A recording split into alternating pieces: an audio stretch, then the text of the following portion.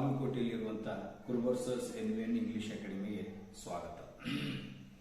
ಇವತ್ತಿನ ವಿಡಿಯೋದಲ್ಲಿನ ಚರ್ಚೆಯ ವಿಷಯ ಪಾಸ್ಟ್ ಟೆನ್ಸ್ ಮತ್ತು ಆ ಪಾಸ್ಟ್ ಟೆನ್ಸ್ ಕೆಳಗಡೆ ಬರುವಂತಹ ಉಪಕಾಲಗಳಾದಂಥ simple past tense, past continuous tense, past perfect tense ಮತ್ತು ಪಾಸ್ಟ್ ಪರ್ಫೆಕ್ಟ್ ಕಂಟಿನ್ಯೂಸ್ ಟೆನ್ಸ್.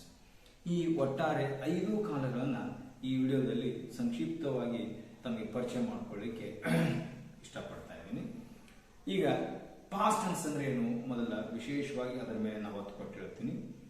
ಈಗ ಬಹಳಷ್ಟು ಇಂಗ್ಲಿಷ್ ಪುಸ್ತಕಗಳಲ್ಲಿ ಪಾಸ್ಟ್ ಟೆನ್ಸ್ ಮತ್ತು ಸಿಂಪಲ್ ಪಾಸ್ಟ್ ಟೆನ್ಸ್ ಅಥವಾ ಪಾಸ್ಟ್ ಕಂಟಿನ್ಯೂಸ್ ಟೆನ್ಸ್ ಹಿಂಗೆ ಪಾಸ್ಟ್ ಟೆನ್ಸ್ಗೆ ಕೊಟ್ಟಂತ ಉದಾಹರಣೆಗಳನ್ನು ಕೂಡ ಸಿಂಪಲ್ ಪಾಸ್ಟ್ ನಲ್ಲಿಯೂ ಅಥವಾ ಪಾಸ್ಟ್ ಕಂಟಿನ್ಯೂಸ್ಗೆ ಕೊಟ್ಟಂತ ಉದಾಹರಣೆಗಳನ್ನು ಪಾಸ್ಟ್ ಟೆನ್ಸ್ ನಲ್ಲಿನೇ ಕೊಡೋದ್ರಿಂದ ವಿದ್ಯಾರ್ಥಿಗಳಿಗೆ ಸ್ಪಷ್ಟವಾಗಿ ಪಾಸ್ಟ್ ಟೆನ್ಸ್ ನಲ್ಲಿನ ವಾಕ್ಯ ರಚನೆ ಹೇಗಿರುತ್ತೆ ಮತ್ತು ಸಿಂಪಲ್ ಪಾಸ್ಟ್ ಅಥವಾ ಪಾಸ್ಟ್ ಕಂಟಿನ್ಯೂಸ್ ನಲ್ಲಿ ವಾಕ್ಯ ರಚನೆಗಳು ಹೇಗಿರ್ತವೆ ಅಂತ ಸ್ವಲ್ಪ ಗೊಂದಲ ಉಂಟಾಗುತ್ತೆ.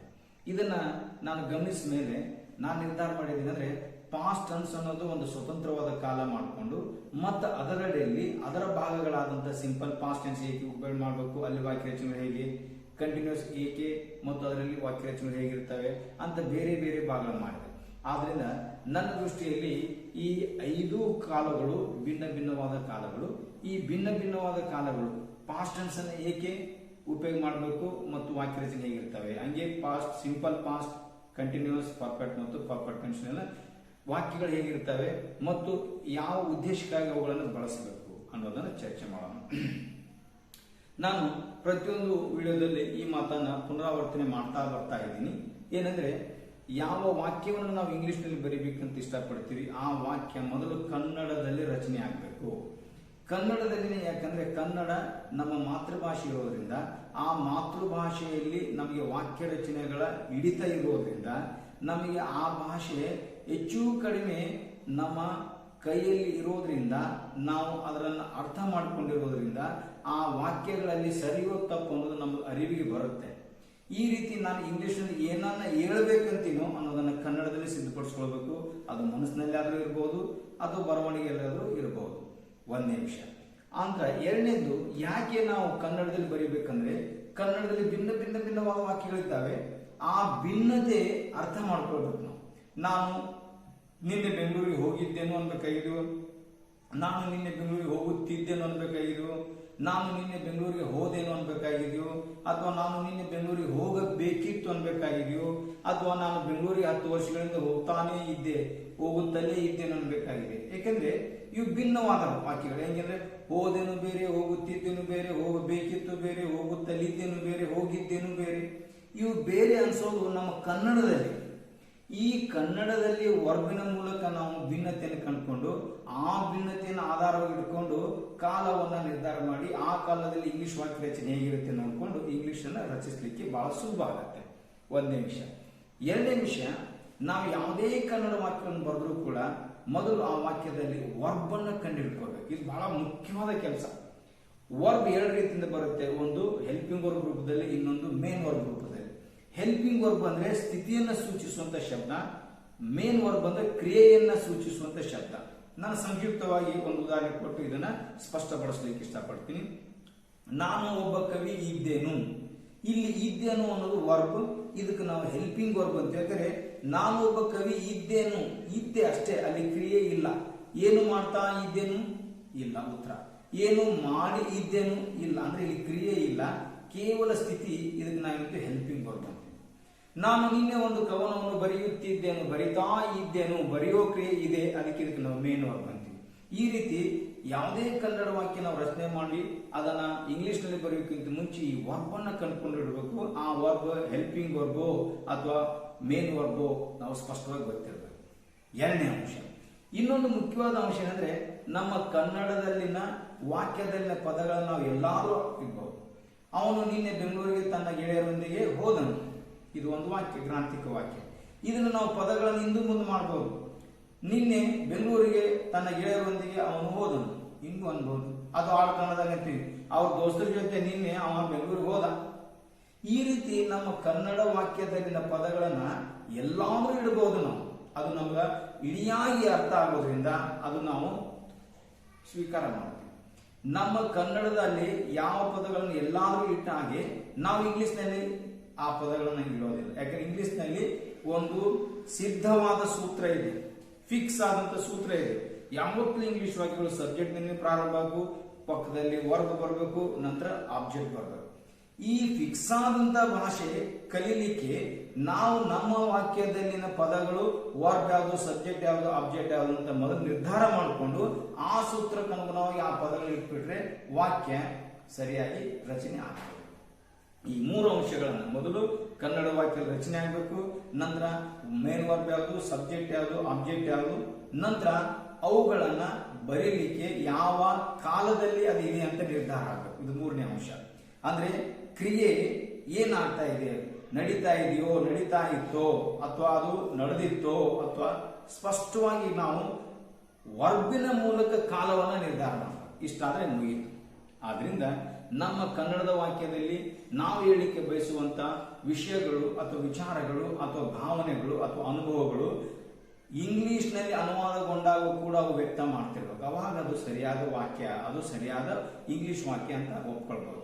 ಆದ್ರಿಂದ ಈ ಹಿನ್ನೆಲೆಯಲ್ಲಿ ನಾವು ಪಾಸ್ಟ್ ಟೆನ್ಸ್ ಅನ್ನ ಯಾವ ರೀತಿ ಬಳಸ್ಕೋಬೇಕು, ಪಾಸ್ಟ್ ಟೆನ್ಸ್ ನಲ್ಲಿ ಯಾವ ರೀತಿಯ ಕನ್ನಡ ವಾಕ್ಯಗಳ ರಚನೆ ಆಗುತ್ತೆ ಅಂತವು ನಾವು ಪಾಸ್ಟ್ ಟೆನ್ಸ್ ಅಂತ ಯಾಕೆ ಕರಿಬೇಕು ಅನ್ನೋದನ್ನ ಚರ್ಚೆ ಮಾಡೋಣ. ಈಗ ನಾನು ಹೇಳ್ತಾ ಇದ್ದೇನೆ, ಇವತ್ತಿನ ವಿಷಯ ಪಾಸ್ಟ್ ಟೆನ್ಸ್. ಈ ಪಾಸ್ಟ್ ಟೆನ್ಸ್ ಅನ್ನೋದು ನಾ ಸದ್ಯ ಒಂದು ಭಿನ್ನವಾದ ಮತ್ತು ಸ್ವತಂತ್ರವಾದ ಕಾಲ ಅಂತ ತಗೊಳ್ತೀನಿ.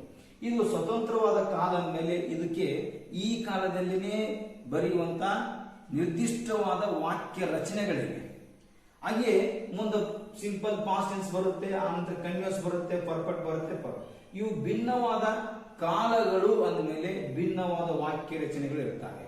ಅದಕ್ಕೆ ಪಾಸ್ಟ್ ಟೆನ್ಸ್ ನಲ್ಲಿ ನಾನು ಮೊದಲಿಗೆ ಹೇಳ್ತೀನಿ ಎಂತ ರಚನೆಗಳು ಕನ್ನಡದಲ್ಲಿ ಇರ್ಲಿಕ್ಕೆ ಸಾಧ್ಯ ನೋಡೋಣ. ನೋಡಿ ಸರ್, ಇದು ಹಾಳೆ ಬರಾಕಂತೀರ ತಾನೇ ಚಲೋ ಐತಿ. ನಂಬರ್ ಏನಾಗೈತಿ? 7 ಬಂದ್ರಿ ಮತ್ ಹಚ್ಚ ತಾನೇ ಚಲೋ. ಅದಕ್ಕೆ ನಂಬರ್ ಎಷ್ಟು? 47. ಆಯ್ತು ಬಿಡು. ಈ ರೀತಿ ಅದು ಮತ್ತೆ ಚೇಂಜ್ ಆದಾಗ ಒಂದು ಹೇಳ್ತಾರೆ ಅಷ್ಟೇ. ಈಗ ನೋಡೋಣ, ನಾನು ಒಬ್ಬ ಸೈನಿಕ ಇದ್ದೇನೆ. ನನ್ನ ಮಾತನ್ನ ಪದೇ ಪದೇ ಈಗ ಪುನರಾವರ್ತನೆ ಮಾಡ್ತಾ ಇದ್ದೀನಿ. ಯಾವುದೇ ಕನ್ನಡ ವಾಕ್ಯ ರಚನೆ ಆದ್ಮೇಲೆ ಆ ಕನ್ನಡ ವಾಕ್ಯದಲ್ಲಿ ವರ್ಬನ್ನ ಗುರುತಿಸಬೇಕು. ಇದು ಮುಖ್ಯವಾದ ಕೆಲಸ. ನಾನು ಒಬ್ಬ ಸೈನಿಕನಿದ್ದೆನು, ಅವನು ಒಬ್ಬ ಕವಿ ಇದ್ದನು, ಅವಳು ಒಬ್ಬ ನೃತ್ಯಗಾರ್ತಿ ಇದ್ದಳು, ಅವಳು ಒಬ್ಬ ನಟಿ ಇದ್ದಳು. ಈಗ ನೋಡೋಣ, ಇಲ್ಲಿ 3 ವಾಕ್ಯದಲ್ಲಿ ಬಂದಂತ ಪದಗಳನ್ನು ಇದ್ದಳು, ಇದ್ದನು, ಇದ್ದೆ, ಇದ್ದೇನು. ಇಲ್ಲಿ ನಾನು ಒಬ್ಬ ಸೈನಿಕ ಇದ್ದೆನು, ಇಲ್ಲಿ ಇದ್ದೇನು, ಏನು ಮಾಡ್ತಾ ಇದ್ದೇನು, ಕ್ರಿಯೆ ಇಲ್ಲ. ಏನು ಮಾಡಿದ್ದೇನು, ಕ್ರಿಯೆ ಇಲ್ಲ. ಬರೀ ಸ್ಥಿತಿ, ಇಲ್ಲಿ ಕ್ರಿಯೆ ಇರೋದಿಲ್ಲ. ಇಂಥ ಕ್ರಿಯೆ ಇಲ್ಲದಂತ ಕೇವಲ ಸ್ಥಿತಿಯನ್ನು ಹೇಳುವಂತ ನಮ್ಮ ವಾಕ್ಯಗಳನ್ನ, ಹಿಂದಿನ ಸ್ಥಿತಿಯನ್ನ ಹೇಳುವಂತ ವಾಕ್ಯಗಳನ್ನ ಪಾಸ್ಟ್ ಟೆನ್ಸ್ ರಚನೆ ಮಾಡಬೇಕು. ಇಲ್ಲಿ ವಾಕ್ಯ ರಚನೆ ಸಬ್ಜೆಕ್ಟ್, ಹೆಲ್ಪಿಂಗ್ ವರ್ಬ್, ನಂತರ ನೌನ್ ಅಥವಾ ಅಡ್ಜೆಕ್ಟಿವ್ ಅಥವಾ ಅಡ್ಜೆಕ್ಟಿವ್ ನೌನ್ ಅಥವಾ ಪರ್ಸು ಅಡ್ಜೆಕ್ಟಿವ್ ನೌನ್ ಅಥವಾ ಅಡ್ವರ್ಬ್ ಅಥವಾ ಪ್ರಿಪೋಸಿಷನ್ ನೌನ್. ಇವೆಲ್ಲಾನು ನೀವೀಗ ಸದ್ಯದಲ್ಲಿ ತಲೆ ಬಿಸಿ ಮಾಡ್ಕೊಳ್ಳುವಂತ ವಿಷಯಗಳನ್ನೆಲ್ಲ ಈ 6 ಶಬ್ದಗಳಲ್ಲಿ ಯಾವಾರು ಒಂದು ಬರುತ್ತೆ. ಯಾಕೆ ಬರುತ್ತೆ ನಾನು ಹೇಳ್ತೇನೆ. ಈಗ ಇಲ್ಲಿ ಬಳಸುವಂತ ಹೆಲ್ಪಿಂಗ್ ವರ್ಬ್ಸ್ ವಾಸ್ ಮತ್ತು ವರ್. ಸಬ್ಜೆಕ್ಟ್ ಗೆ ಅನುಗುಣವಾಗಿ ಇವುಗಳನ್ನ ನಾವು ನಿರ್ಧಾರ ಮಾಡಬೇಕು. Subject I, he, she, it ಅಂದ್ರೆ ಸಿಂಗ್ಯುಲರ್ ಇದ್ದಾಗ ವಾಸ್, ಪ್ಲೂರಲ್ ಇದ್ದಾಗ were. We were, you were, they were. ಈಗ ಇದನ್ನ ವಾಕ್ಯ ರಚನೆ ನೋಡೋಣ. ನಾನು ಒಬ್ಬ ಕವಿ ಇದ್ದೇನು, ಇದ್ದೇನು ಹೆಲ್ಪಿಂಗ್ ವರ್ಬ್. ಯಾರಿದ್ದವರು, ನಾನು ಸಬ್ಜೆಕ್ಟ್. ಆ ವಾಕ್ಯ ರಚನೆ ಹೇಗಿರ್ತೈತಿ? ಸಬ್ಜೆಕ್ಟ್, ಹೆಲ್ಪಿಂಗ್ ವರ್ಬ್ ಮತ್ತು ಏನಿದ್ದೇನು, ಕವಿ ಇದ್ದನು. ಏನು ಇದ್ದನು, ಸೈನಿಕ ಇದ್ದನು. ಏನು ಇದ್ದಳು, ನರ್ತಕಿ ಇದ್ದಳು. ನರ್ತಕಿ, ಕವಿ, ಸೈನಿಕ, ರೈತ ಇವೆಲ್ಲಕ್ಕೆ ಏನಂತೀವಿ ನಾವು ನೌನ್ ಅಂತೀವಿ. ಅದಕ್ಕೆ ನಾವಿಲ್ಲಿ ವಾಕ್ಯ ರಚನೆ ಏನ್ ಬಳಸ್ಕೊಂಡ್ವಿ? Subject, helping verb, noun. I was a soldier. ನೋಡಿ, ನಾನು ಒಬ್ಬ ಸೈನಿಕ ಇದ್ದೆನು, ಮುಗಿದ ವಾಕ್ಯ. ಇಲ್ಲಿ ಕ್ರಿಯೆ ಇಲ್ಲ, ಸ್ಥಿತಿ. ನಾನು ಏನಿದ್ದೆ ಅನ್ನೋ ಸ್ಥಿತಿ. ನಂತರ ಇನ್ನೊಂದು ವಾಕ್ಯ ನೋಡಿ, ಯು ವರ್ ವೈಸ್, ನೀನು ಬುದ್ಧಿವಂತ ಇದ್ದೆ. ಕ್ರಿಯೆ ಇಲ್ಲಿ. ನೀನು ಹೇಗಿದ್ದೆ, ಬುದ್ಧಿವಂತ ಇದ್ದೆ. ಅವಳು ಹೇಗಿದ್ದಳು, ಸುಂದರವಾಗಿದ್ದಳು. ಅದು ಹೇಗಿತ್ತು, ಕ್ರೂರವಾಗಿತ್ತು. You were wise, she was beautiful, it was cruel ಅನ್ನೋ ಅಡ್ಜೆಕ್ಟಿವ್ ಅನ್ನು ಬಳಸ್ತೇವೆ. ಅಂದ್ರೆ ಸ್ಥಿತಿ ಏನ್ ಹೇಳ್ಬೋದು? ವ್ಯಕ್ತಿ ಏನು ಇದ್ದಾನೆ, ನೌನ್ ತಗೊಂಡು. ವ್ಯಕ್ತಿ ಹೇಗಿದ್ದಾನೆ, ಅಡ್ಜೆಕ್ಟಿವ್ ತಗೊಂಡು. ಅದು ಇನ್ನೊಂದು ವಾಕ್ಯ, ಹಿ ವಾಸ್ ಇನ್ ಇಂಡಿಯಾ, ಅವನು ಭಾರತದಲ್ಲಿ ಇದ್ದನು. ಇದ್ದನು, ಕ್ರಿಯೆ ಇಲ್ಲ. ಎಲ್ಲಿ ಇದ್ದನು, ಭಾರತದಲ್ಲಿ ಇದ್ದನು. ಅವಾಗ ಏನಾಯ್ತು? Subject, helping verb, preposition noun. ಈ ರೀತಿ ಸ್ಥಿತಿ ಅಂದ್ರೆ ವ್ಯಕ್ತಿ ಏನು ಇದ್ದಾನೆ ಅಥವಾ ಹೇಗೆ ಇದ್ದನು ಅಥವಾ ಎಲ್ಲಿ ಇದ್ದನು ಅವನ ಹಿಂದಿನ ಇರುವಿಕೆಯನ್ನು ಹೇಳುತ್ತೆ. ಇದಕ್ಕೆ ನಾವು ಪಾಸ್ಟ್ ಟೆನ್ಸ್ ಅಂತೀವಿ. ಇದನ್ನ ನಾವು ಗಮನದಲ್ಲಿ ಇಟ್ಕೊಳ್ಳಿ. ಇಲ್ಲಿ ಕ್ರಿಯೆ ಇರೋದಿಲ್ಲ, ಹಿಂದಿನ ಸ್ಥಿತಿ. ಹಿಂದಿನ ಸ್ಥಿತಿ ಅಂದ್ರೆ ಸಬ್ಜೆಕ್ಟ್ ಅಂದ್ರೆ ಕರ್ತೃ ಏನು ಇದ್ದ, ನನ್ನ ವ್ಯಕ್ತಿ ಅಂತ ತಗೊಳ್ತೀನಿ. ವ್ಯಕ್ತಿ ಏನು ಇದ್ದನು, ಹೇಗೆ ಇದ್ದನು, ಎಲ್ಲಿ ಇದ್ದನು ಅಂಶಗಳನ್ನ ನಾವು ಸ್ಥಿತಿಯಲ್ಲಿ ಹೇಳ್ತೀವಿ. ಹಿಂದಿನ ಸ್ಥಿತಿ ಪಾಸ್ಟ್ ಟೆನ್ಸ್ ನಲ್ಲಿ. ಇದು ಸ್ಪಷ್ಟ. ಇನ್ನೊಂದು ವಾಕ್ಯ ತಗೊಳ್ಳೋಣ. ನಾನು ನಿನ್ನೆ ಒಂದು ಕವನವನ್ನು ಬರೆದೆನು. ಇಲ್ಲಿ ಬರೆಯೋದು ಒಂದು ಕ್ರಿಯೆ, ಅದಕ್ಕೆ ಬರೆಯೋದೇನು ಮೇನ್ ವರ್ಬ್. ಇಲ್ಲಿ ಬರೆಯೋದೇನು ಅಂದ್ರೆ ಬರೆಯೋ ಕ್ರಿಯೆ ಮುಗಿದು ಹೋಗಿತ್ತು. ಅವನು ನಿನ್ನೆ ಬೆಂಗಳೂರಿಗೆ ಹೋದನು, ನಿನ್ನೆ ಆ ಮುದುಕನು ಸತ್ತನು. ಕ್ರಿಯೆ ಮುಗಿದು ಹೋಗಿದೆ. ಅದಕ್ಕೆ ನಾವು ಮುಗಿದು ಹೋಗಿದೆ ಅಂದಮೇಲೆ ಪಾಸ್ಟ್, ಆ ಪಾಸ್ಟ್ ಟೆನ್ಸ್ ನಲ್ಲಿ ಅದಕ್ಕೆ ಏನಂತೀವಿ ನಾವು ಸಿಂಪಲ್ ಪಾಸ್ಟ್ ಟೆನ್ಸ್. ಬಹಳ ಸರಳ. ಸಿಂಪಲ್ ಪಾಸ್ಟ್ ಟೆನ್ಸ್ ನಲ್ಲಿ ವಾಕ್ಯ ರಚನೆ ಸಬ್ಜೆಕ್ಟ್ ಮೇನ್ ವರ್ಬ್, ಅದರದ್ದು PT ರೂಪ ಅಂದ್ರೆ ಎರಡನೇ ಕಾಲಮ್. ಗೋ, ವೆಂಟ್, ಗಾನ್, ವೆಂಟ್ ತೊಗೊಳ್ಬೇಕು. ಬ್ರೇಕ್, ಬ್ರೋಕ್, ಬ್ರೋಕನ್, ಇಲ್ಲಿ ತೊಗೊಳ್ಳೋದು ಬ್ರೋಕ್. ಸ್ಪೀಕ್, ಸ್ಪೋಕ್, ಸ್ಪೋಕನ್, ಇಲ್ಲಿ ತೊಗೊಳ್ಬೇಕು spoke. Steel, stole, stolen, stole ತೊಗೊಳ್ಬೇಕು. ಈ ರೀತಿ ವಾಕ್ಯ ರಚನೆ ಮಾಡ್ಕೊಳ್ಬೇಕು. ಇದು ಕ್ರಿಯೆ ಇದ್ದಾಗ. ಅದು ಎಂತ ಕ್ರಿಯೆ? ಮುಗಿದು ಹೋದ ಕ್ರಿಯೆ. ಬ್ರಿಟಿಷರು 1947ರಲ್ಲಿ ಭಾರತವನ್ನು ಬಿಟ್ಟರು. ಬಿಟ್ಟು ಕ್ರಿಯೆ ಮುಗಿದೋಯ್ತು. ಈ ರೀತಿ ಕ್ರಿಯೆ ಮುಗಿದು ಹೋಗಿದೆ, ಅದು ಪಾಸ್ಟ್. ಅದು ಯಾವ ಪಾಸ್ಟ್? Simple past. ಈ ರೀತಿ ಕ್ರಿಯೆ ಚಾಲು ಆಯ್ತು. ಅದಕ್ಕೆ ವಾಕ್ಯ ನಾವು ರಚನೆ ಮಾಡ್ತೀವಿ subject main verb PT form object. I wrote a poem yesterday. ನಾನು ನಿನ್ನೆ ಒಂದು ಕವನವನ್ನು ಬರೆದೆನು. ರೋಟ್ ಮುಗಿತು, ಕ್ರಿಯೆ ಮುಗಿದು ಹೋಗಿದೆ. You wrote a poem yesterday. ನೀನು ನಿನ್ನೆ ಒಂದು ಕವನವನ್ನು ಬರೆದೆ, ಮುಗಿದು ಹೋಯ್ತು ಕ್ರಿಯೆ. He wrote a poem yesterday. ಅವನು ನಿನ್ನೆ ಒಂದು ಕವನವನ್ನು ಬರೆದನು. ಈ ರೀತಿ ಇಲ್ಲಿ ಬರೆ ಅನ್ನೋ ಶಬ್ದದ ಪರವಾಗಿ ಬೇಕಾದ ನಿಮ್ಮ ಮೇನ್ ವರ್ಬ್ ಅನ್ನ ಕ್ರಿಯೆ ಸೂಚಿಸುವಂತ ಪದಗಳನ್ನು ಬಳಸಬಹುದು. ನಾನು ಅವನಿಗೆ ಒಂದು ಪೆನ್ ಅನ್ನು ಕೊಟ್ಟೆನು. I gave him a pen. ನೀನು ಅವನಿಗೆ ಸುಳ್ಳು ಹೇಳಿದೆ. ಯು ಟೋಲ್ಡ್ ಅ ಲೈ ಟು ಹಿಮ್. ನೀನು ಅವನಿಗೆ 2 ಪ್ರಶ್ನೆಗಳನ್ನು ಕೇಳಿದೆ. You asked him 2 questions. He wrote ಬದಲಿ he went to Bangalore yesterday. ಅವನು ನಿನ್ನೆ ಬೆಂಗಳೂರಿಗೆ ಹೋದನು. ಅವನು 2010ರಲ್ಲಿ SSLC ಪಾಸ್ ಆದನು. he passed SSLC in 2010. ಈ ರೀತಿ ಮುಗಿದು ಹೋದ ಕ್ರಿಯೆಯನ್ನು ನಾವು ಹೇಳಲಿಕ್ಕೆ ಸಿಂಪಲ್ ಪಾಸ್ಟ್ ಟೆನ್ಸ್ ಅನ್ನು ಉಪಯೋಗ ಮಾಡ್ತೀವಿ. ಪಾಸ್ಟ್ ನೊಳಗ ಯಾಕೆ ಕ್ರಿಯೆ ಮುಗಿದು ಹೋಗಿದೆ, ಅದಕ್ಕೆ ಇದಕ್ಕೆ ನಾವು ಅಂತೀವಿ ಸಿಂಪಲ್ ಪಾಸ್ಟ್ ಟೆನ್ಸ್. ಪಾಸ್ಟ್ ಟೆನ್ಸಿನ ಒಂದು ಭಾಗ. ಅದೇ ಇನ್ನೊಂದು ವಾಕ್ಯ ನೋಡ್ರಿ. ನಾನು ನಿನ್ನೆ ನಿನಗಾಗಿ ಕಾಯುತ್ತಿದ್ದೆನು. ಸ್ವಲ್ಪ ಅದನ್ನು ಬಿಡಿಸಿ ನೋಡಿದಾಗ ಮೇನ್ ವರ್ಬ್ ಯಾವ್ದ್ರಿ? ಕಾಯುತ್ತಿದ್ದೇನೆ. ಕಾಯೋದೊಂದು ಕ್ರಿಯೆ. ಆ ಕ್ರಿಯೆ ಮುಗಿದು ಹೋಗಿಲ್ಲ, ನಡೀತಾ ಇತ್ತು. ಕಾಯ್ತಾ ಇದ್ದೇನು. ನಾ ನಿನ್ನೆ ನಿನ್ಗ ಕಾಯಕತ್ತಿದ್ದೆ. ಅವ್ರು ನಿನ್ನೆ ಇಲ್ಲಿ ಕ್ರಿಕೆಟ್ ಆಡಾಕತ್ತಿದ್ರು, ಆಡ್ತಾ ಇದ್ದರು ಪಾಸ್ಟ್ ಟೆನ್ಸ್. ಇದ್ಕೊಂಡು ಕ್ರಿಯೆ ನಡೆಸ್ತಾ ಇದ್ರು ಕಂಟಿನ್ಯೂಸ್. ಅದಕ್ಕಾಗಿ ಕೊಡ್ತೀವಿ ನಾವು ಪಾಸ್ಟ್ ಕಂಟಿನ್ಯೂಸ್ ಟೆನ್ಸ್. ಹಿಂದೆ ನಡೀತಾ ಇದ್ದಂತ ಕಾಲ ಪಾಸ್ಟ್ ಕಂಟಿನ್ಯೂಸ್ ಟೆನ್ಸ್. ಇದರಲ್ಲಿ ವಾಕ್ಯ ರಚನೆ subject, helping verb, main verb, ING ಮತ್ತು ಆಬ್ಜೆಕ್ಟ್. ಇಲ್ಲಿ ಬಳಸುವಂತ helping verbs 2 was, var. Subject singular I was, he was, she was, it was, Ravi was, Suma was. Plural we were, you were, they were. ಅದನ್ನ ವಾಕ್ಯ ರಚನೆಯಲ್ಲಿ ನೋಡಿದ್ರೆ ನೋಡಿ, I was writing this poem yesterday. ನಾನು ನಿನ್ನೆ ಈ ಕವನವನ್ನು ಬರೀತಾ, ರೈಟ್ ತಾ ING ಇದ್ದೆನು. ವಾಸ್ ರೈಟಿಂಗ್ ಬರೆಯುತ್ತಿದ್ದೆನು. ವಾಸ್ ವಾಚಿಂಗ್ ನೋಡುತ್ತಿದ್ದೆನು. ವಾಸ್ ವೇಟಿಂಗ್ ಕಾಯುತ್ತಿದ್ದೆನು. ಒಂದು ವರ್ಬಿಗೆ 100 ವರ್ಬನ್ನು ಹಾಕೊಂಡು ಭಿನ್ನ ಭಿನ್ನವಾದಂತ 100 ವಾಕ್ಯಗಳನ್ನು ಕಟ್ಕೊಳ್ಬಹುದು. You are writing this poem yesterday. ನೀನು ಈ ಕವನವನ್ನು ನಿನ್ನೆ ಬರೆಯುತ್ತಿದ್ದೆ. ಬರಿತಾ, ರೈಟಿಂಗ್, ಇದ್ದೆ, ವರ್ ರೈಟಿಂಗ್ ಅನ್ನೋ 2 ಇಂಗ್ಲಿಷ್ ಪದಗಳು ನಮ್ಮ ಕನ್ನಡದ ಒಂದು ಕ್ರಿಯಾಪದಕ್ಕೆ ಸಮ. He was writing this poem yesterday. ಅವನು ಈ ಕವನವನ್ನು ನಿನ್ನೆ ಬರಿತಾ ಇದ್ದನು, ಬರೆಯುತ್ತಿದ್ದನು. ವಾಸ್ ರೈಟಿಂಗ್ ಬರೆಯುತ್ತಿದ್ದನು. ವರ್ ರೈಟಿಂಗ್ ಬರೆಯುತ್ತಿದ್ದೆ. ವಾಸ್ ರೈಟಿಂಗ್ ಬರೆಯುತ್ತಿದ್ದೆನು. ಬರಿತಾ, ರೈಟ್ ಅದಕ್ಕೆ ING ಬರೀ, ರೈಟ್ ತಾ ING ಕಂಪಲ್ಸರಿ ಬರಲೇಬೇಕು ಕಂಟಿನ್ಯೂಸ್ ನಲ್ಲಿ. ಇದ್ದೇನು ವಾಸ್ ರೈಟಿಂಗ್. ಹಿಂಗಾಗಿ ಇಲ್ಲಿ ವಾಸ್ ರೈಟಿಂಗ್ ಕಂಟಿನ್ಯೂಸ್ ಆಕ್ಷನ್. ಇನ್ನೊಂದು ರೀತಿಯಿಂದ ನೋಡ್ರಿ, ನಾನು 2 ವರ್ಷಗಳ ಹಿಂದೆ ಬೆಂಗಳೂರಿಗೆ ಹೋಗಿದ್ದೇನೆ. ಅವನು ನಿನ್ನೆ ನಮ್ಮ ಮನೆಗೆ ಬಂದಿದ್ದನು. ನೋಡ್ರಿ, ಬಂದಿದ್ದನು, ಇದ್ದನು ಪಾಸ್ಟ್ ಟೆನ್ಸ್. ಬರುವ ಕ್ರಿಯೆ ಪೂರ್ಣ ಮಾಡಿದ್ದ ನಿನ್ನೆ, ನಿನ್ನೆ, ಮೊನ್ನೆ, ಹೋದವಾರ, ಹೋದ ತಿಂಗಳನ್ನು ಸಮಯ ಸೂಚಕ ಪದಗಳು ಹಿಂದಿನ ಕಾಲವನ್ನು ಹೇಳ್ತವೆ. ಹಿಂದಿನ ಕಾಲ ಬಂದಿದ್ದನು, ಬಂದು ಇದ್ದನು ಪಾಸ್ಟ್, ಬರೋ ಕ್ರಿಯೆ ಮುಗಿದಿತ್ತು ಪರ್ಫೆಕ್ಟ್. ಅದಕ್ಕಾಗಿ ಹೆಸರು ಕೊಡ್ತೀನೋ ಪಾಸ್ಟ್ ಪರ್ಫೆಕ್ಟ್ ಟೆನ್ಸ್. 2 ವರ್ಷಗಳ ಹಿಂದೆ ಅವರು ಬೆಂಗಳೂರಿಗೆ ಹೋಗಿದ್ದರು, ಹೋಗಿ ಇದ್ದರು ಪಾಸ್ಟ್ ಟೆನ್ಸ್. ಹೋಗೋ ಕ್ರಿಯೆ ಮುಗಿಸಿತ್ತು, ಪೂರ್ಣ ಆಗಿತ್ತು ಪಾಸ್ಟ್ ಪರ್ಫೆಕ್ಟ್. ಇಲ್ಲಿ ವಾಕ್ಯ ರಚನೆ subject, helping verb, main verb, PP ರೂಪ ಅಂದ್ರೆ 3ನೇ ಕಾಲಮ್. ರೈಟ್, ರೋಡ್, ರಿಟರ್ನ್, ನಾವು ರಿಟರ್ನ್ ಬಳಸಬೇಕಿಲ್ಲಿ. ಗೋ, ವೆಂಟ್, ಗಾನ್, ಗಾನ್ ಬಳಸಬೇಕಿಲ್ಲಿ. ಹಂಗೆ ವಾಕ್ಯ ರಚನೆಯಲ್ಲಿ ಬಳಸುವಂತ ಒಂದೇ ಒಂದು ಹೆಲ್ಪಿಂಗ್ ವರ್ಬ್ ಹ್ಯಾಡ್, ಸೂರಲ್ಲಿದ್ರು ಹ್ಯಾಡ್, ಯಾವ್ದಾದ್ರೂ ತಗೊಳ್ಬಹುದು. ಸರಿ, ಅದನ್ನು ವಾಕ್ಯ ರೂಪದಲ್ಲಿ ನೋಡಿದಾಗ I had written this poem last year. ನಾನು ಈ ಕವನವನ್ನು ಕಳೆದ ವರ್ಷ, ಹೋದ ವರ್ಷ ಬರೆದಿದ್ದೆನು. Had return. ನಾನು ಈ ಪೆನ್ ಅನ್ನು ಕಳೆದ ವರ್ಷ ಅವನಿಗೆ ಕೊಟ್ಟಿದ್ದೆನು. Had given, I had given him this pen last year. ನಾನು ಅವಳಿಗೆ 2 ಉಂಗುರಗಳನ್ನು ಕಳೆದ ವರ್ಷ ಕೊಟ್ಟಿದ್ದೆನು. I had given her 2 rings last year, last month, yesterday. ಇವೆಲ್ಲಾನು ಪಾಸ್ಟ್ ಪರ್ಫೆಕ್ಟ್ ನಲ್ಲಿ ಬಳಸುವಂತ ಸಮಯ ಸೂಚಕ ಪದಗಳು. You had written this poem last year.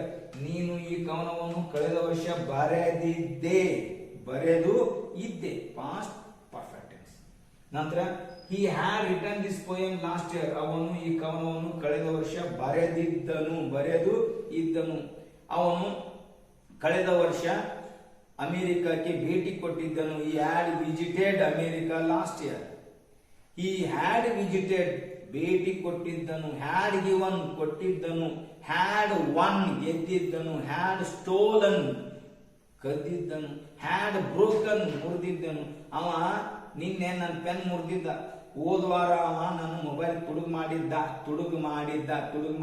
ಇದ್ದ. He had stolen my mobile last week past perfect tense. ಹಂಗೆ ಇನ್ನೊಂದು ಬಹಳ ವಿಚಿತ್ರವಾದಂತದ್ದು ಅಂತ ಅನ್ಸುತ್ತೆ, ಅದನ್ನ ನಾವು ಪಾಸ್ಟ್ ಪರ್ಫೆಕ್ಟ್ ಕಂಟಿನ್ಯೂಸ್ ಟೆನ್ಸ್ ಅಂತೀವಿ. ಇಲ್ಲಿ ಕಂಟಿನ್ಯೂಸ್ ಲಕ್ಷಣಗಳು ಇದೆ ಮತ್ತು ಪರ್ಫೆಕ್ಟ್ ಇಂದ ಲಕ್ಷಣಗಳಿದೆ. ಯಾಕಂದ್ರೆ ನೋಡ್ರಿ, ನಾನು ನಿನ್ನೆ ತನಕ ನಿನ್ನ ಕಾಯ್ತಾ ಇದ್ದೆ, ಇದು ತಿಳಿದಿದ್ರೆ. ಇನ್ನೊಂದು ವಾಕ್ಯ ತಗೊಂಡು, ಬ್ರಿಟಿಷರು 1947 ತನಕ ಭಾರತವನ್ನು ಆಳುತ್ತಿದ್ದರು. ಆಳ್ತಾ ಇದ್ರು ಕಂಟಿನ್ಯೂಸ್, ಇದ್ದರು ಪಾಸ್ಟ್. ಆಳುವ ಕ್ರಿಯೆ 1947ಗಿಂತ ಮುಂಚೆ ಯಾವಾಗೋ ಪ್ರಾರಂಭ ಮಾಡಿದ್ರು ಪರ್ಫೆಕ್ಟ್.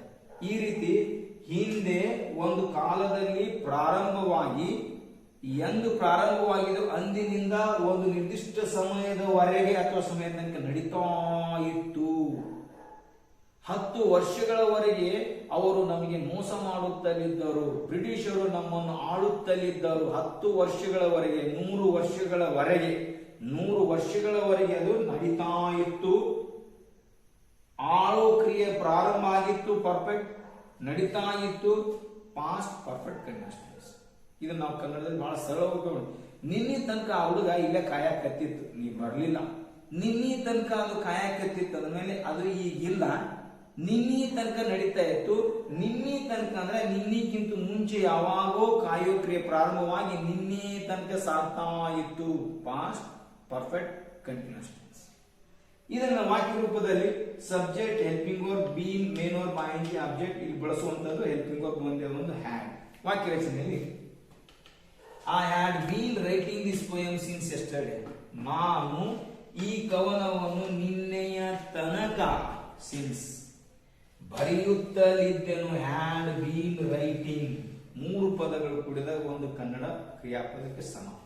ಹ್ಯಾಡ್ ಬೀನ್ ರೈಟಿಂಗ್, ಬರಿತಾ, ರೈಟಿಂಗ್, ಇದ್ದೆನು, ಹ್ಯಾಡ್ ಬೀನ್. ಇಲ್ಲಿ ಬೀನ್ ಬಳಸೋದು ದೀರ್ಘಕಾಲದ ಕ್ರಿಯೆ.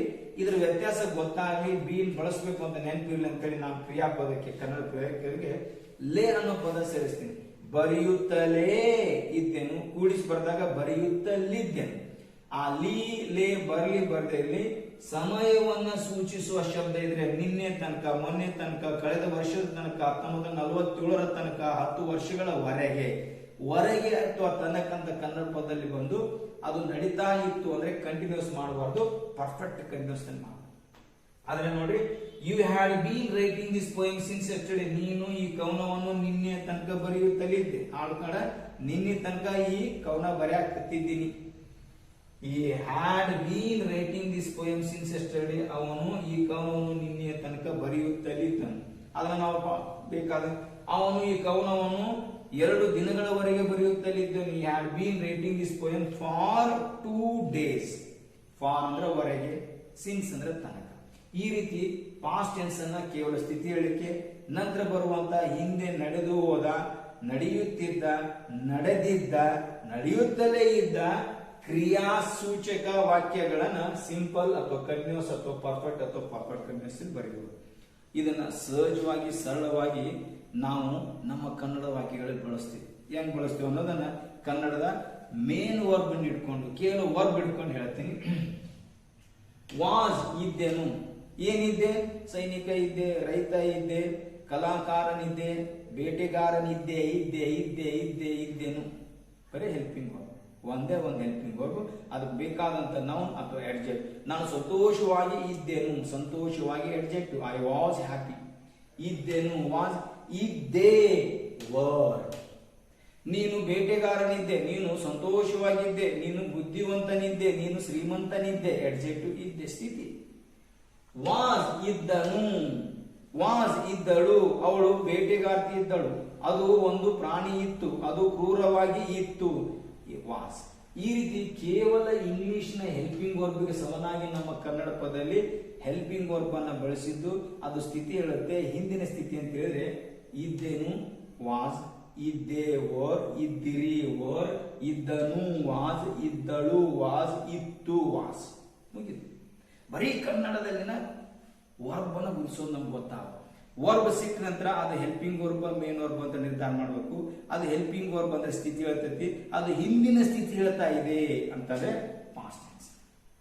ಮತ್ತೆ ನೋಡೋಣ, ರೋಟ್. ನಮ್ಮ ಕನ್ನಡದಲ್ಲಿ ಬರೆದೇನು, ಹೋದೆನು, ಕೊಟ್ಟೆನು, ನೋಡಿದೆನು, ಮೋಸ ಮಾಡಿದೆನು, ಊಟ ಮಾಡಿದೆನು. ಒಂದು ಕ್ರಿಯಾಪದ ಕ್ರಿಯೆ ಮುಗಿದು ಹೋಯಿತು ಅಂತ ಹೇಳ್ಬಿಟ್ರೆ ಸಿಂಪಲ್ ಪಾಸ್ಟ್ ಟೆನ್ಸ್ ನಲ್ಲಿ ನೇರವಾಗಿ ಮೇನ್ ವರ್ಬ್ PT ರೂಪದಲ್ಲಿ ಮುಗಿಸಿಬಿಡಬಹುದು. ರೋಡ್ ಬರೆದೆ, ರೋಡ್ ಬರೆದನು. ಇದು ನಮ್ಮ ಕನ್ನಡದಲ್ಲಿ ಅದು ಸಬ್ಜೆಕ್ಟ್ ಅನುಗುಣವಾಗಿ ಗೊತ್ತಾಯ್ತು. ನಾನು ಬರೆದೆನು, ನೀನು ಬರೆದೆ, ಅವನು ಬರೆದನು, ಅವಳು ಬರೆದಳು, ಅದು ಬರೆಯಿತು, ಅವರು ಬರೆದರು. ಇದು ಒಂದು ಸ್ಪಷ್ಟವಾಗಿ ಗೊತ್ತಿದ್ರೆ ಅಲ್ಲಿ ಸಬ್ಜೆಕ್ಟ್ ಅನುಗುಣವಾಗಿ ಬದಲಾವಣೆಗಳು ಬರ್ತವೆ. ಅದು ಬದಲಾವಣೆ ಕ್ರಿಯೆ, ಮುಗಿದೋದ ಕ್ರಿಯೆ ಅಂದ್ರೆ ಇದೇ ಟೆನ್ಸ್ ನಲ್ಲಿ ಬರ್ತದೆ. ಹಂಗೆ ನೋಡಿ, ಬರೆಯುತ್ತಿದ್ದೇನು, ವಾಸ್ ರೈಟಿಂಗ್, ಬರಿತಾ ಇದ್ದೇನು, ವಾಸ್ ರೈಟಿಂಗ್. ಬರೆಯುತ್ತಿದ್ದೆ, ವರ್ ರೈಟಿಂಗ್. ವಾಸ್ ರೈಟಿಂಗ್ ಬರೆಯುತ್ತಿದ್ದನು, ವಾಸ್ ರೈಟಿಂಗ್ ಬರೆಯುತ್ತಿದ್ದಳು, ವಾಸ್ ರೈಟಿಂಗ್ ಬರೆಯುತ್ತಿತ್ತು, ಬರೆಯುತ್ತಿದ್ದರು, were writing. Helping verb, main verb ING. ಕ್ರಿಯೆ ನಡೀತಾ ಇತ್ತು, ವಾಸ್ ರೈಟಿಂಗ್. ಬರೆಯುತ್ತಿದ್ದೆನು, ವಾಸ್ ಟೀಚಿಂಗ್, ಕಲಿಸುತ್ತಿದ್ದೆನು. ವರ್ ಸ್ಪೀಕಿಂಗ್, ಮಾತನಾಡುತ್ತಿದ್ರಿ. ವಾಸ್ ಪ್ಲೇಯಿಂಗ್, ಆಡುತ್ತಿದ್ದನು, ಆಡುತ್ತಿದ್ದಳು. ನೋಡಿ, ವಾಸ್ ರೈಟಿಂಗ್, ಬರೆಯುತ್ತಿದ್ದನು, ಬರೆಯುತ್ತಿದ್ದಳು. First person, second person, third person. ನೀವು ಎಷ್ಟೇ ಪರ್ಸನ್ ತೋಡು ಫಿಕ್ಸ್. ಬರೆಯುತ್ತಿದ್ದೆನು ಸಿಂಗ್ಯುಲರ್, ಬರೆಯುತ್ತಿದ್ದೆವು ಪ್ಲೂರಲ್, ಬರೆಯುತ್ತಿದ್ದೆ ಸಿಂಗ್ಯುಲರ್, ಬರೆಯುತ್ತಿದ್ರಿ ಪ್ಲೂರಲ್, ಬರೆಯುತ್ತಿದ್ದನು ಸಿಂಗ್ಯುಲರ್, ಬರೆಯುತ್ತಿದ್ದಳು ಸಿಂಗ್ಯುಲರ್, ಬರೆಯುತ್ತಿತ್ತು ಸಿಂಗ್ಯುಲರ್. ಈ ರೀತಿ ಕೇವಲ ನಮ್ಮ ಕನ್ನಡದ ವರ್ಬ್ ನೋಡ್ಕೊಂಡ್ರೆ ಕಾಲ ನಿರ್ಧಾರ ಆಗುತ್ತೆ. ಆ ಕಾಲಕ್ಕೆ ಅನುಗುಣವಾಗಿ ಸೂತ್ರಕ್ಕೆ ಅನುಗುಣವಾಗಿ ಇಂಗ್ಲಿಷ್ ವಾಕ್ಯ ರಚನೆ ಆಗ್ಬೇಕು ಅಷ್ಟೇ. ನಂತರ ಹ್ಯಾಡ್ ರಿಟರ್ನ್, ಬರೆದಿದ್ದೆನು, ಹ್ಯಾಡ್ ರಿಟರ್ನ್ ಬರೆದಿದ್ದೆ. ನಾವು ಕನ್ನಡದ ವರ್ಬ್ ನೋಡ್ಕೊಂಡ್ಬಿಟ್ರೆ ಆ ವರ್ಬ್ ಸಬ್ಜೆಕ್ಟ್ ಸಿಂಗ್ಯುಲರ್ ಪ್ಲೂರಲ್ ಹೇಳುತ್ತಾ, first person, second person, third person. ಬರೆದಿದ್ದೆನು, ನಾನು ಅನ್ನೋದು ಬಂದೇ ಬರ್ಬೇಕು. ಬರೆದಿದ್ದೆವು, ನಾವು ಅಂತ ಬಂದಿರಲೇಬೇಕು ಸಬ್ಜೆಕ್ಟ್. ಬರೆದಿದ್ದೆ, ನೀನು ಅನ್ನೋದು ಸಬ್ಜೆಕ್ಟ್ ಬಂದಿರಲೇಬೇಕು. ಬರೆದಿದ್ರಿ, ನೀವು ಅಂತ ಬಂದಿರಲೇಬೇಕು.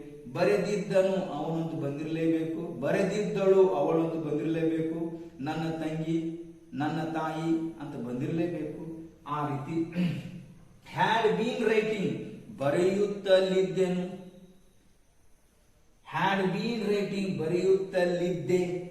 ಹ್ಯಾಡ್ ಬೀನ್ ರೈಟಿಂಗ್, ಬರೆಯುತ್ತಲಿದ್ದನು. ಬರೆಯುತ್ತಲಿದ್ದಳು, ಬರೆಯುತ್ತಲಿದ್ದು, ಬರೆಯುತ್ತಲಿದ್ದಳು. ಕೇವಲ ಕನ್ನಡ ವಾಕ್ಯದಲ್ಲಿನ ವರ್ಬನ್ನು ಗುರುತಿಸೋದು ನಮ್ಗೆ ಗೊತ್ತಾದ್ರೆ ಸಾಕು. ಆ ವರ್ಬ್ ಕಾಲವನ್ನ ನಿರ್ಧಾರ ಮಾಡುತ್ತೆ. ಆ ಕಾಲದಲ್ಲಿನ ಸೂತ್ರಗಳಿಗನುಗುಣವಾಗಿ ಆ ವಾಕ್ಯದ ರಚನೆ ಆಗಿರುತ್ತೆ. ಯಾವ ತಪ್ಪುಗಳಿಲ್ಲದೇ ಮಾಡಬಹುದು. ಆದರೆ ತಪ್ಪು ವಾಕ್ಯಗಳನ್ನ ಬರೆಯೋಕ್ಕಿಂತ ಮುಂಚೆ ಅಥವಾ ಸರಿಯಾದ ವಾಕ್ಯಗಳನ್ನು ಬರೆಯೋಕ್ಕಿಂತ ಮುಂಚೆ ನಮ್ಮ ಕನ್ನಡ ವಾಕ್ಯ ಸರಿಯಾಗಿ ಅರ್ಥ ಆಗಿರ್ಬೇಕು.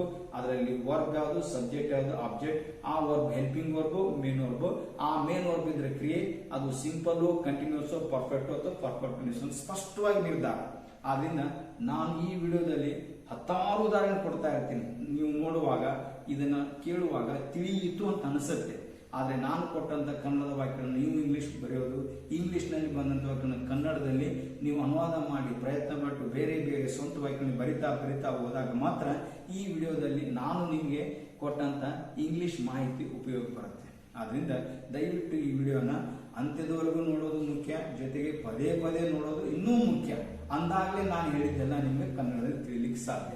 ಇಷ್ಟು ಹೇಳ್ತಾ ಈ ವಿಡಿಯೋ ನಿಮಗೆ ಉಪಯುಕ್ತ ಅನಿಸಿದರೆ ನೀವು ಅದನ್ನು ಲೈಕ್ ಮಾಡಿ, ಜೊತೆಗೆ ನಿಮ್ಮ ಫ್ರೆಂಡ್ಸ್ ಆಗಲಿ, ರಿಲೇಟಿವ್ಸ್ ಆಗಲಿ, ಅಕ್ಕಪಕ್ಕದ ಎಲ್ಲರಿಗೂ ಇದು ಒಂದು ವಿಶಿಷ್ಟವಾದಂಥ ವಿನೂತನವಾದಂಥ ಇಂಗ್ಲಿಷ್ ಕಲಿಕಾ ಪದ್ಧತಿ.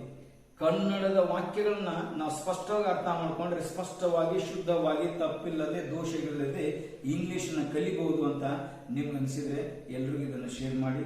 ಜೊತೆಗೆ ಇನ್ನಷ್ಟು ಇಂಗ್ಲಿಷನ್ನು ನೀವು ವೃದ್ಧಿ ಮಾಡ್ಕೊಳ್ಬೇಕು ಅಂತ ಬಯಸಿದ್ರೆ ಇನ್ನೂ ನಮ್ಮ ಬೇರೆ ಬೇರೆ ವಿಡಿಯೋಗಳು ಬರ್ತಾ ಇದೆ, ಸಾಕಷ್ಟು ನಿಮಗೆ ಸಹಾಯ ಮಾಡಲಿದೆ. ಆದ್ರಿಂದ ನಮ್ಮ ಚಾನಲ್ಗೆ ನೀವು ದಯವಿಟ್ಟು ಸಬ್ಸ್ಕ್ರೈಬ್ ಮಾಡಿ ನಮ್ಮ ಚಾನಲ್ ಅನ್ನು ಪ್ರೋತ್ಸಾಹಿಸಿದಷ್ಟು ಈ ಇಂಗ್ಲಿಷ್ ವಿಧಾನ, ಈ ಇಂಗ್ಲಿಷ್ ಕಲಿಕಾ ಪದ್ಧತಿ, ಈ ಇಂಗ್ಲಿಷ್ ಕಲಿಯುವಂತ ಒಂದು ಆಕ್ಟಿವಿಟಿ ಎಲ್ಲ ಕಡೆ ಪ್ರಸಾರ ಆಗಲಿಕ್ಕೆ ಸಾಧ್ಯ ಆಗುತ್ತೆ. ಇಷ್ಟು ಹೇಳಿ ಮತ್ತೊಮ್ಮೆ ಈ ವಿಡಿಯೋ ನೋಡಲಿಕ್ಕೆ ತಾವು ತಮ್ಮ ಅಮೂಲ್ಯವಾದ ಸಮಯ ಕೊಟ್ಟಿದ್ದಕ್ಕಾಗಿ ಧನ್ಯವಾದಗಳು ಹೇಳ್ತಾ ಈ ವಿಡಿಯೋ ಇಲ್ಲಿಗೆ ಮುಕ್ತಾಯ ಮಾಡ್ತಾ ಇದೆ. ನಮಸ್ಕಾರ.